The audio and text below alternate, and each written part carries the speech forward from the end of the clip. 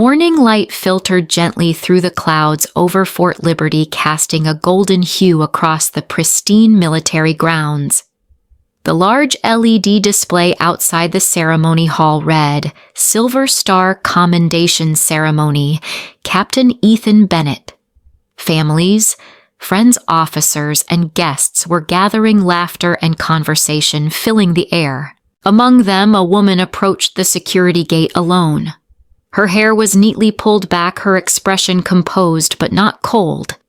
She wore a long coat that concealed her dress uniform beneath every medal, every pin meticulously placed. She handed her ID to the young security guard. "Name, ma'am?" he asked politely. "Layla Bennett. I'm Captain Ethan Bennett's sister." He glanced at his list, scanning once then again. "I'm sorry, ma'am. You're not on the guest list. It only shows Mr. and Mrs. Thomas and Linda Bennett and Stephanie Bennett, Captain Bennett's wife." Layla didn't flinch. She didn't protest or show disappointment. Only a familiar, quiet sense of resignation passed through her, like being sidelined was second nature by now. Her eyes moved past the guard toward a group approaching the entrance. Her parents, Thomas, wearing the retired colonel uniform he'd always polished with pride, and Linda, elegant in a pale blue dress, walked beside Ethan, her younger brother. Ethan was beaming, dressed in his full uniform, Silver Star ribbon gleaming. He strolled confidently with his wife Stephanie on his arm. Layla stood tall and watched. When Ethan spotted her standing behind the security post like an unwanted guest, his smirk said everything. "Paperwork trouble, Layla," he called, not bothering to stop. Desk job folks always tangled in red tape. No one paused. No one asked why she was outside. "I'm afraid I'll have to ask you to step aside, ma'am," the guard said, apologetic. "Only those on the official list are permitted inside." Layla could have shown him her general's ID. She could have revealed the stars hidden beneath her coat, the medals that proved she was more than just someone's sister. But she didn't. She simply stood there, waiting. And then a black SUV pulled up to the gate. The door opened and out stepped a tall, commanding figure in full dress uniform. 4 silver stars on his shoulder. General Nathan Whitaker. Instantly the guards snapped to attention. The energy around them shifted. "Is there an issue here?" General Whitaker asked, his voice cutting through the air. "Yes, sir," the young guard stammered. "This guest isn't on the list." "That guest," the general said firmly, "is Brigadier General Layla Bennett. She's one of today's honorees." Silence. Ethan had just reached the entrance doors. He stopped mid-step. Layla moved forward, removing her coat. Her uniform caught the sunlight, rows of medals, a crisp name tag, a star on each shoulder. She wasn't just Ethan's sister. She was someone the military stood for. "Welcome, General Layla Bennett," said General Whitaker with a respectful smile. Layla Bennett grew up in a house filled with medals, commands, and expectations, not all of which were spoken, but every one of them was felt. Her father, Colonel Thomas Bennett Retty, had served 30 years in the U.S. Army. His uniform hung with reverence above the fireplace, the sunlight catching his medals each morning like clockwork. From a young age, the Bennett name carried weight on base. To be a Bennett was to be loyal, disciplined, and above all, military. Layla tried to live up to it. She studied hard, followed rules, never caused trouble. But the spotlight had always belonged to someone else, Ethan Bennett, her younger brother by 2 years. At just 8 years old, Ethan announced he'd follow in their father's footsteps and become a soldier. From that moment on, every sit-up, every story he told about boot camp was met with applause. When Ethan said he wanted to go to West Point, their mother made cupcakes in celebration. Layla. She quietly aced every advanced class placed in statewide math competitions, but was met with polite smiles and quick nods. "Good job, sweetie." She didn't resent Ethan, not exactly. But she began to understand in the Bennett household, military glory had a specific shape, and she didn't fit. While Ethan dreamed of battlefields, Layla was drawn to the shadows, the world of data analysis, language, and nuance. She announced after high school that she was joining military intelligence.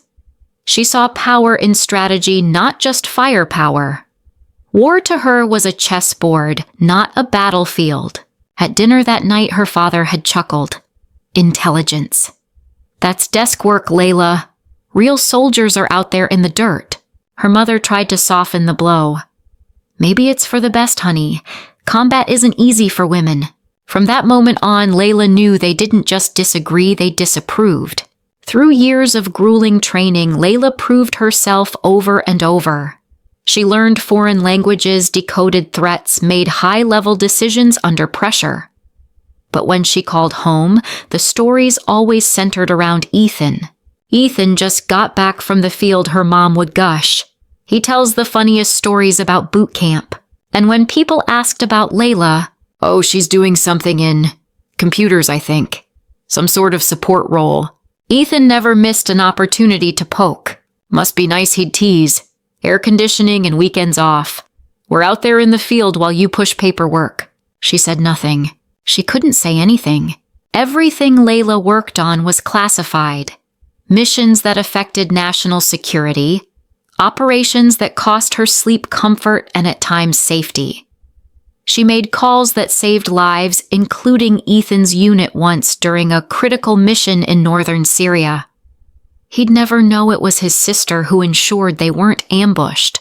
The silence wasn't just operational, it became emotional. She stopped defending her job, stopped explaining, stopped hoping they'd understand. Instead, she carried her mission like a secret flame. And in that darkness, she waited.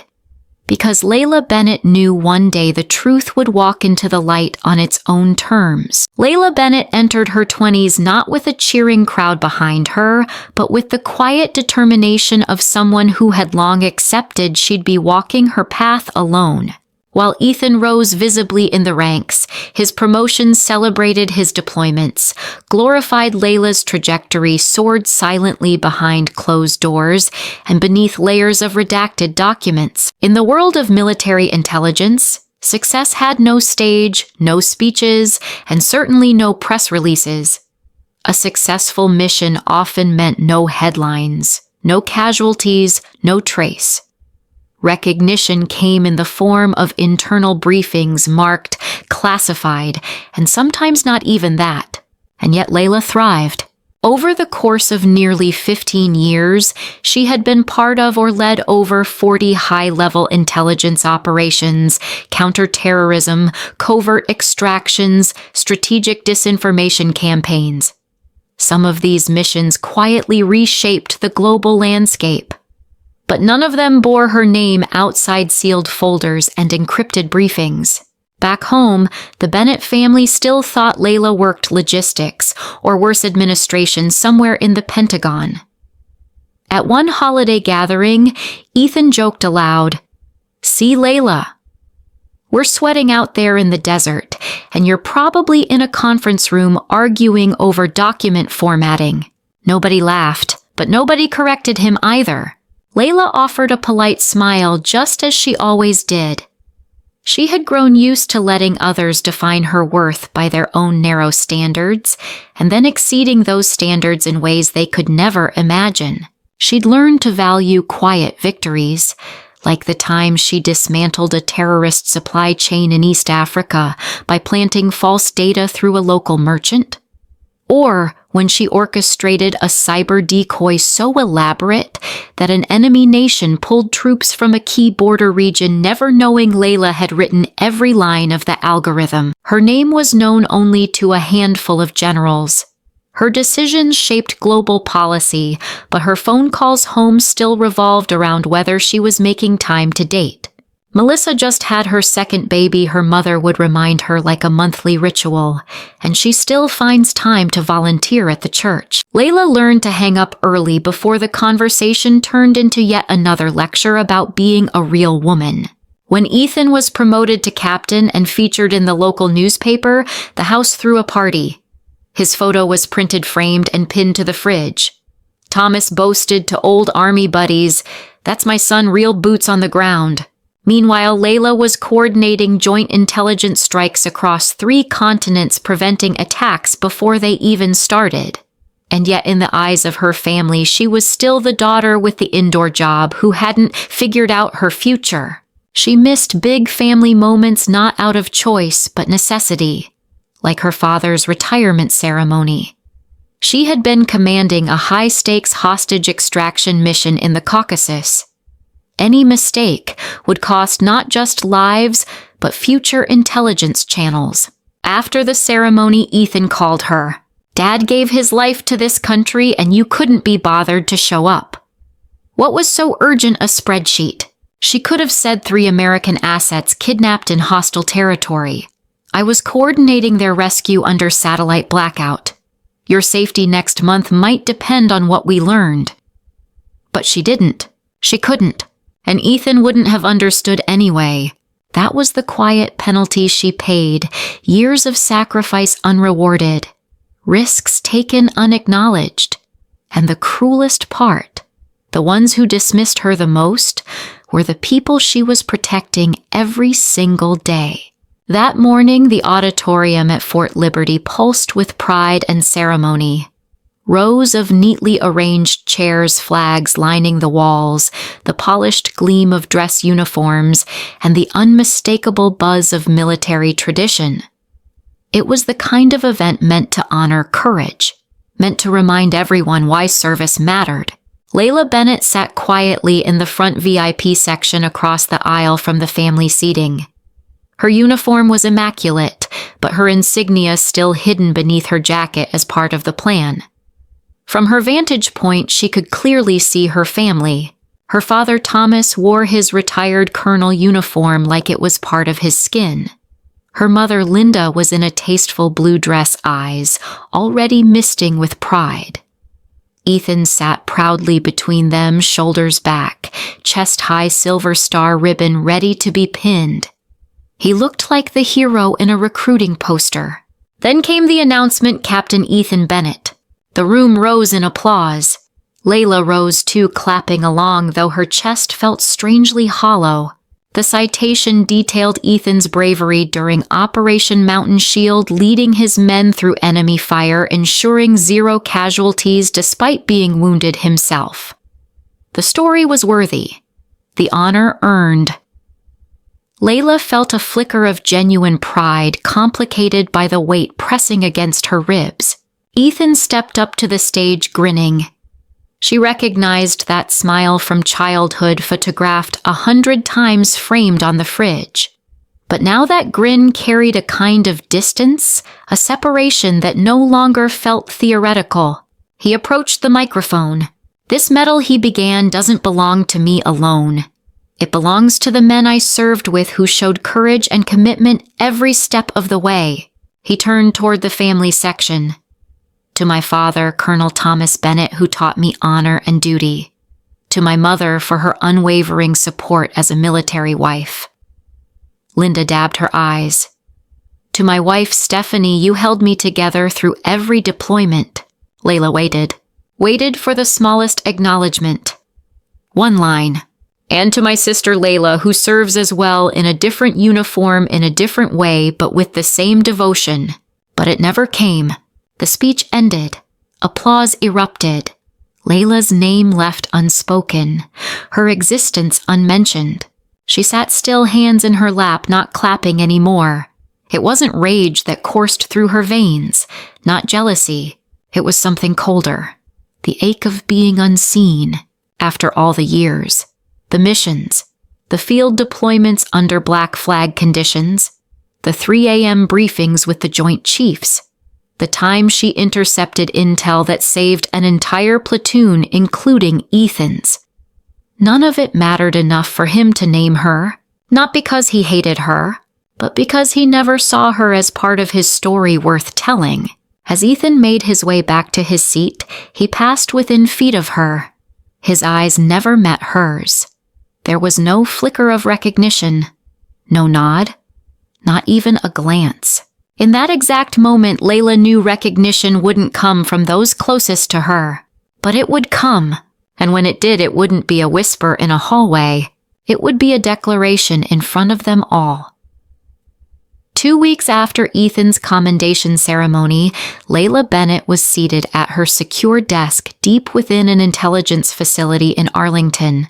No windows, no distractions, just the humming servers and satellite feeds from 5 continents, a constant stream of encrypted data flooding her workspace. She was reviewing a complex intercept from northern Syria when the red light on her encrypted line blinked. That phone never rang unless it mattered nationally. She picked up tone-clipped and alert. Brigadier General Bennett. The voice on the other end was familiar, measured, and deeply commanding. General Bennett, this is General Nathan Whitaker. Layla straightened unconsciously. Yes, sir. I understand your brother was recently honored at Fort Liberty. I'll be presiding over the next ceremony there. Yes, sir, she responded cautiously. But that's not why I'm calling, Whitaker continued. I've just received authorization from the Joint Chiefs. Operation Shadowcast is being partially declassified. Her hand froze on the edge of the desk. I'm sorry, sir. Did you say Shadowcast? Yes. Your name will be made public as the commanding officer. And he paused slightly. You will be receiving the Distinguished Service Cross, presented at the upcoming ceremony. Layla was silent. Shadowcast wasn't just another Black Ops mission, it was the apex of her career. 3 years of relentless coordination, 11 countries' covert extractions, cyber disruption asset flips, and one of the most successful counterterrorism operations in recent history with 0 American casualties. For years, she hadn't slept more than 3 hours a night. She made life-or-death decisions over satellite feeds and foreign intercepts. She'd personally stepped into the field when a key operative was compromised, and no one else had the language fluency or terrain knowledge to get the job done. She still carried the scar on her left side from that mission. And now, after all the secrecy, after all the silence, the story would finally be told. Would finally be hers. Does your family know, Whitaker asked, though it was rhetorical. No, sir. They think I do admin work at the Pentagon. The general gave a low chuckle. Well then, General, I suspect they're in for quite a revelation. After the call ended, Layla sat motionless for a long moment. Not because she was afraid, because it was finally happening. For 15 years, she'd been erased in plain sight. She'd carried secrets like bricks, heavy and invisible. She had done what was right without recognition, without thanks, often at great personal cost. And now truth would step forward not as vengeance, but as clarity. That night she didn't call home, didn't text, didn't send an email. Part of her wanted to warn them. But a deeper part, the one who had listened to Ethan joke about desk jobs, who had heard her mother sigh about wasted potential, who had watched her name go unspoken, wanted them to feel the surprise, not out of cruelty, out of necessity, because some truths are only heard when the silence breaks all at once. For most, a military ceremony is just that, a formal occasion filled with salutes, speeches, and polite applause. For Brigadier General Layla Bennett, this was something far more calculated. The upcoming event at Fort Liberty was the first operation of her career where she wouldn't have to hide. And she prepared for it the way she'd prepared for every high-stakes mission before, strategically, precisely, and without revealing her intent. 3 days after General Whitaker's call, Layla began her quiet coordination. She told no one. Not her mother, not her father, certainly not Ethan. She kept every family call short and impersonal, still referring to her job as analysis work, still listening to her mother rave about Ethan's growing recognition. Meanwhile, in her mind, a flawless maneuver was unfolding. She booked a fitting at one of the most exclusive military tailors in D.C., the kind that served generals, diplomats, and heads of state. The uniform she ordered was flawless. Every stitch, every ribbon placement checked and rechecked.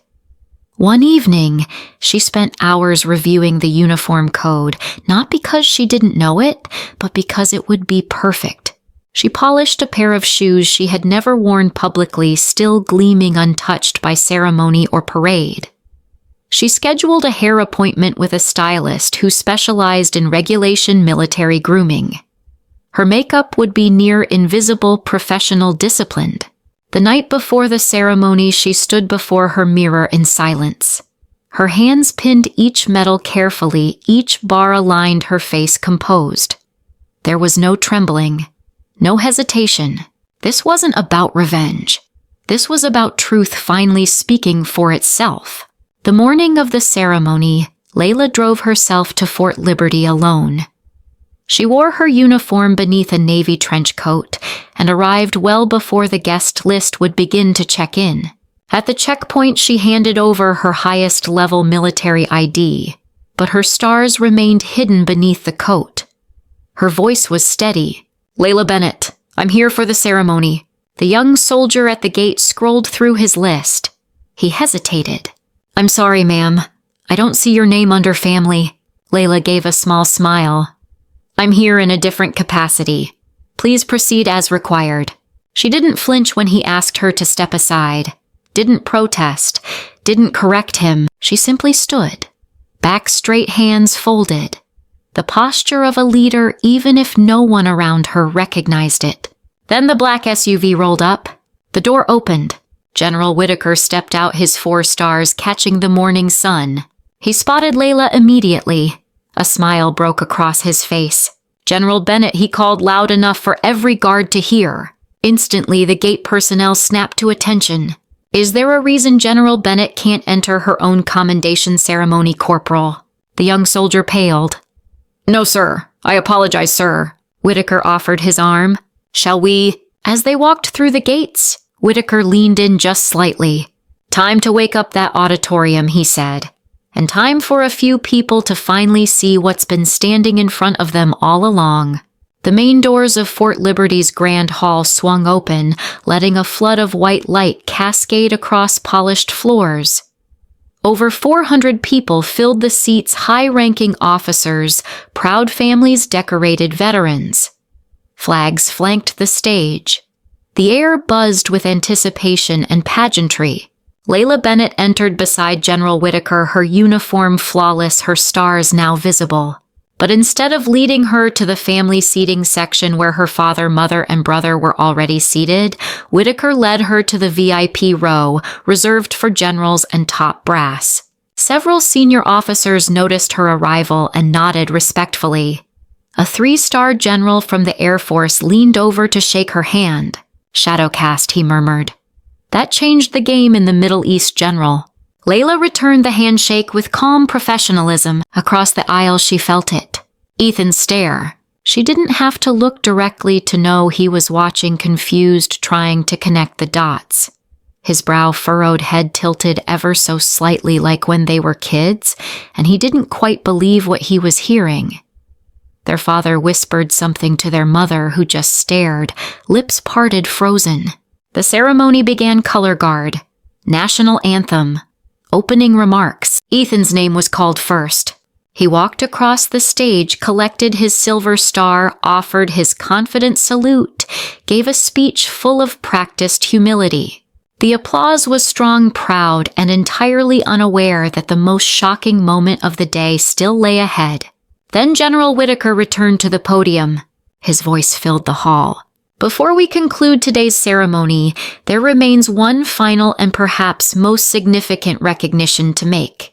The crowd hushed. For years, this individual's service could not be publicly acknowledged due to its classified nature. Today, with the partial declassification of Operation Shadowcast, we can finally do what should have been done long ago. He looked toward Layla. "Please welcome to the stage Brigadier General Layla Bennett." The room erupted. A standing ovation tore through the hall like a wave, surprise, awe, and deep respect igniting in the crowd. Only one section remained still. Her family. Ethan sat stunned. Her father gripped the armrest tightly. Her mother raised a trembling hand to her mouth, eyes wide with tears, but whether from pride, confusion, or guilt, it was impossible to tell. Layla stepped forward. each step deliberate, grounded. She had walked into war zones more calmly than this, but now finally she walked toward recognition. General Whitaker opened the case. The Distinguished Service Cross caught the light. As he pinned it on her chest, he leaned in and said, "This is long overdue, General." She turned to face the audience and began her speech. "I accept this not just for myself, but for every intelligence officer who served in silence. For every analyst, every operative whose names will never appear in history books, but who shaped it nonetheless." She glanced briefly toward Ethan. He didn't look away. Service comes in many forms, some seen, some unseen, but all worthy of respect. When she finished, the audience stood again, stronger, louder, longer. This time even her parents slowly rose to their feet. Only Ethan remained seated, expression unreadable, silence louder than any cheer. As the thunderous applause died down, Layla Bennett stepped off the stage, flanked by military brass, waiting to offer handshakes and praise. "Outstanding leadership, General. Shadowcast was a masterpiece. You've redefined what joint intelligence looks like." Layla responded with quiet confidence, her posture perfect, her voice calm. But inside her focus was elsewhere, searching the room for three familiar faces, the three that didn't stand during her ovation. The post-ceremony reception hall buzzed with celebration. Glasses clinked. Brass bands played softly. Military officials and guests mingled around tables draped in white linens stamped with subtle insignias. Layla moved with grace, shaking hands with men and women who had only known her name through code words and encryption until now. But her eyes kept scanning, and then she saw them. Thomas, her father, no longer looked like the indomitable colonel. Linda, her mother, clutched her handbag like armor. Ethan, her brother, stood rigid, unsure if he should walk toward her or away. She made the choice for them. Crossing the room, her steps purposeful, she stopped in front of them and waited. Ethan spoke first. "General Bennett." His voice was sharp, brittle. Or should I say, "Layla." "I'm honestly not sure who I'm talking to right now." Layla didn't flinch. "Call me whatever makes you most comfortable." He stepped forward, eyes flashing. "You let us believe you were some analyst stuck in admin work while you were out commanding entire shadow operations. 15 years, Layla. 15 years of lies." Their father moved to intervene. "Son, now isn't there's never a perfect time," Dad Ethan snapped. "Or should we wait for another classified debrief to learn who our sister really is?" Layla looked at her mother, still silent, lips pressed tight. "You think I hid this to get one up on you?" she asked Ethan calmly. He hesitated. "I didn't speak because I was bound by law. Every mission, every briefing, every risk classified. Talking could have cost people their lives." Her voice wasn't raised, but it carried more weight than anything she'd ever said in their family home.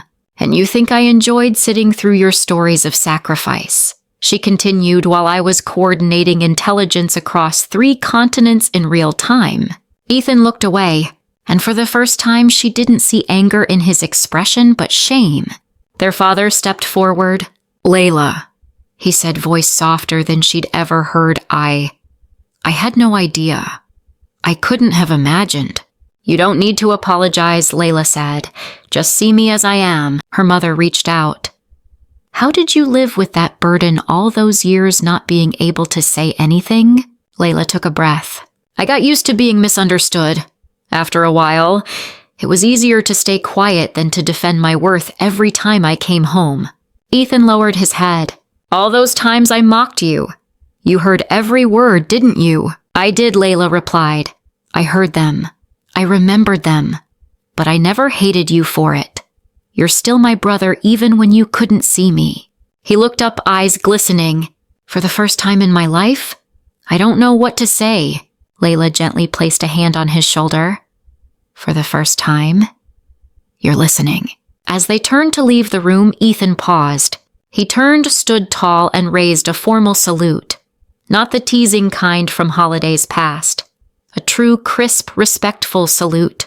"It's an honor to serve in the same military as you, General Bennett." Layla returned it steady and sure. "The honor's mine, Captain Bennett."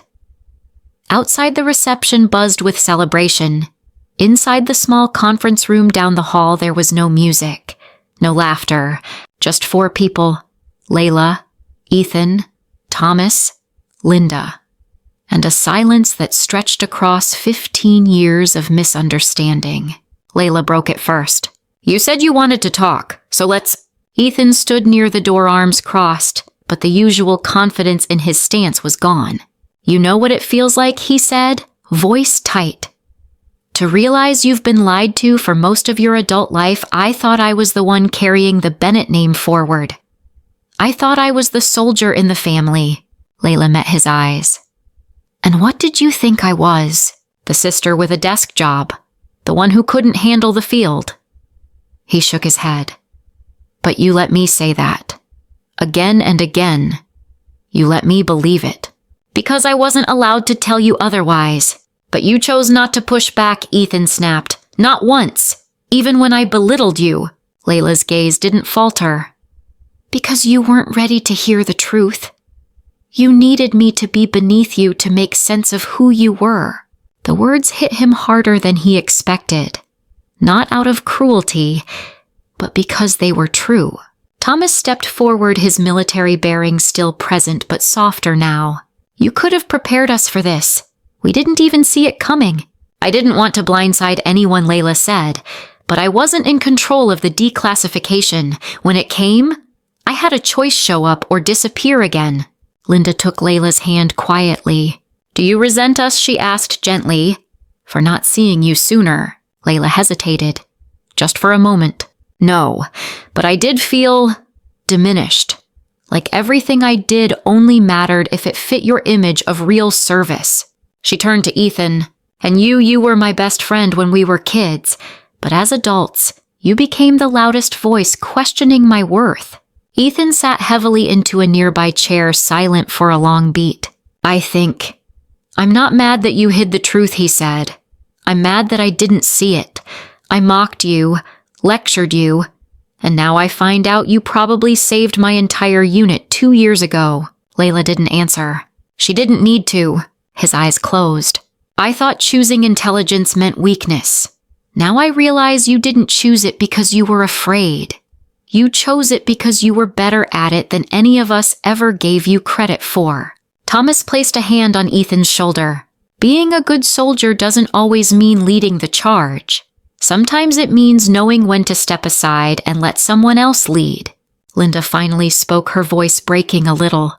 "I used to think you were delaying your life, Layla. No husband, no kids. I thought you were lost." She swallowed. "But you were carrying a weight we never could have imagined. And I judged you."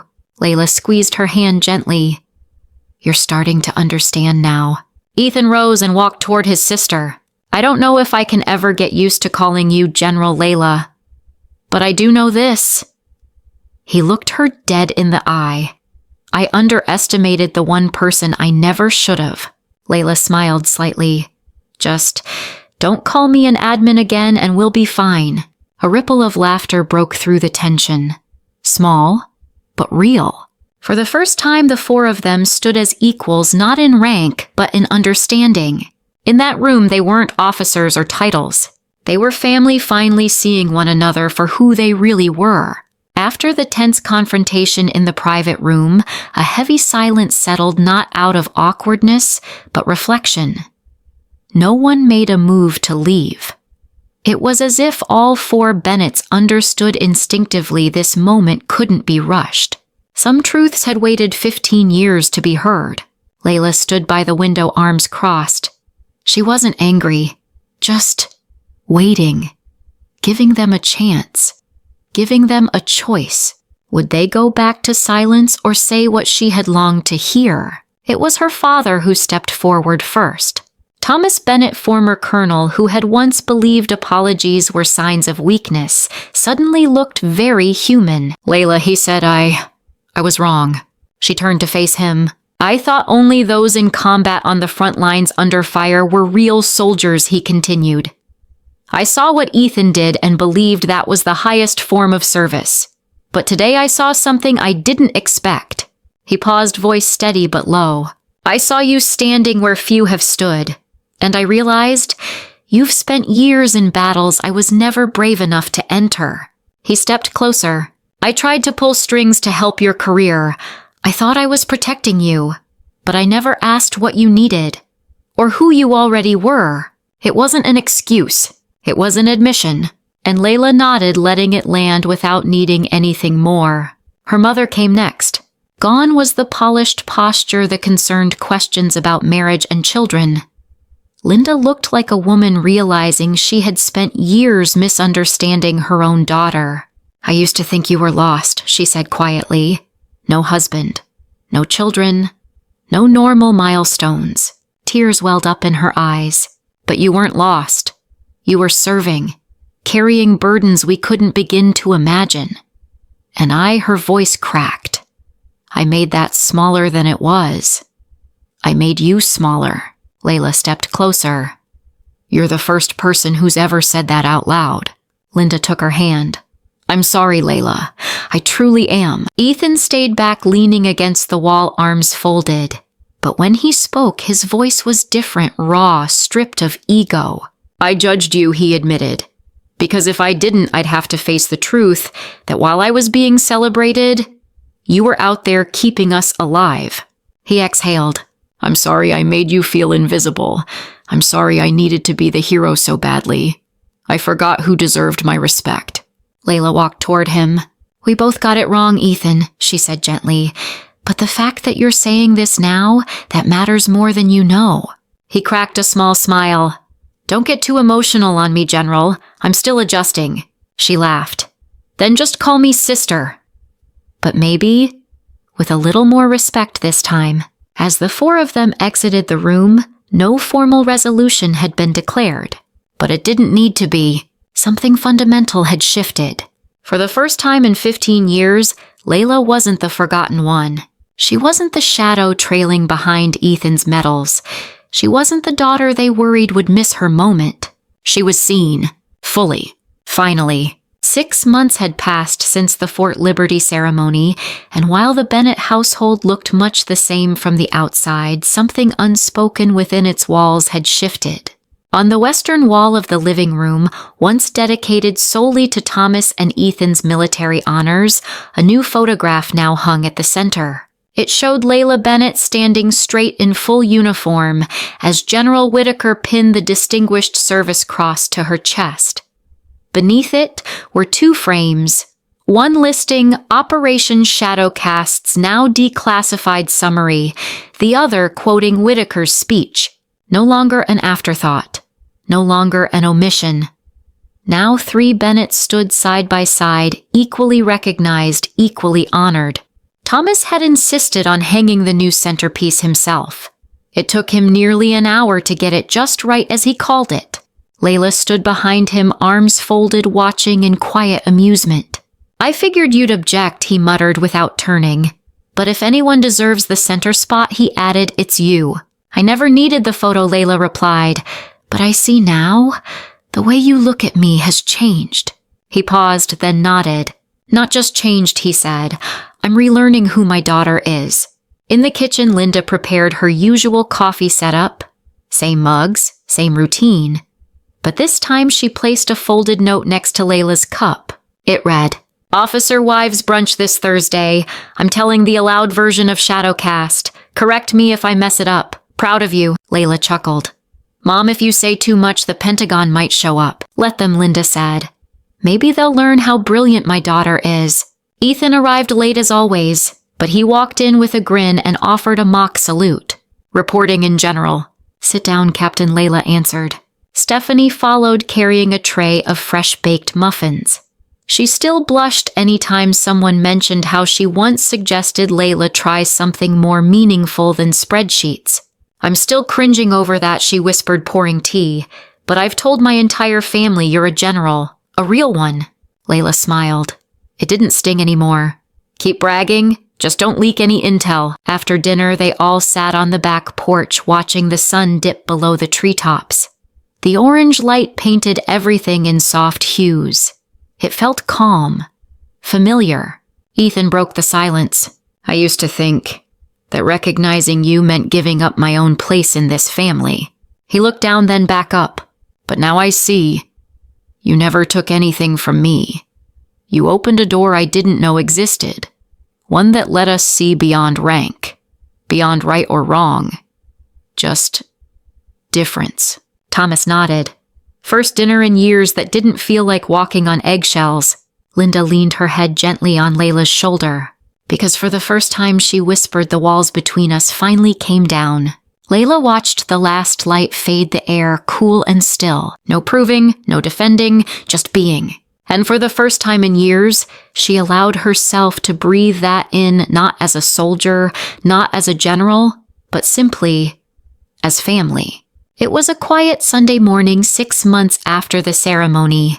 Layla Bennett sat at her kitchen table in Arlington, dressed in a gray t-shirt and loose joggers. Her hair was tied back. A mug of hot black coffee steamed gently at her elbow. The morning sun poured through the window, casting golden stripes across the old wooden table, the same table where she once reviewed classified briefings into the early hours. But today there were no operations, no encrypted files, just a letter, written by hand in her steady angled script. Dear Ava, someday you'll ask, who was my mom before she was just mom? Layla paused, watching the blue sky beyond her balcony. Ava was the 8-year-old girl she had recently adopted, an orphan from a foreign conflict Layla once helped manage. The connection had been quiet, the decision personal. Only a handful of people knew. She didn't need to announce it, because Layla no longer lived to prove herself. She lived to connect. The transformation hadn't come from medals or microphones. It came in smaller moments. Her father's voice on the phone asking, "You doing okay?" Not out of duty but concern. Her mother forwarding photos of Layla to old friends without being asked. Ethan texting, "You protected me once. My turn now." Layla had once lived 2 lives. One in shadow, the other misunderstood. Now she lived one life authentic and whole. Just a week ago, she'd been invited to speak at West Point, not about tactics, but about leadership in silence. Her lecture title, The Power of Being Unseen and Rising Anyway. As she stood before a sea of young cadets, she told them her story. Not for applause, but to pass on the lesson she had once doubted herself. Your value does not require a spotlight. It only requires courage. A female cadet raised her hand. "How do you survive when no one believes in you?" she asked. Layla smiled. "You don't need them to believe in you immediately. You just need to remember your worth doesn't disappear just because they haven't seen it yet." That evening, she came home to a message from her mother. "Will you come to the family gathering this weekend?" I told everyone. "You're the most remarkable daughter I never understood. Now I'm learning. Every day."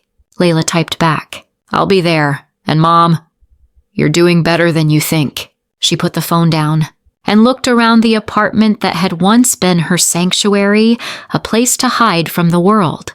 Now it was something else, a home, no longer serving in the shadows so others could shine.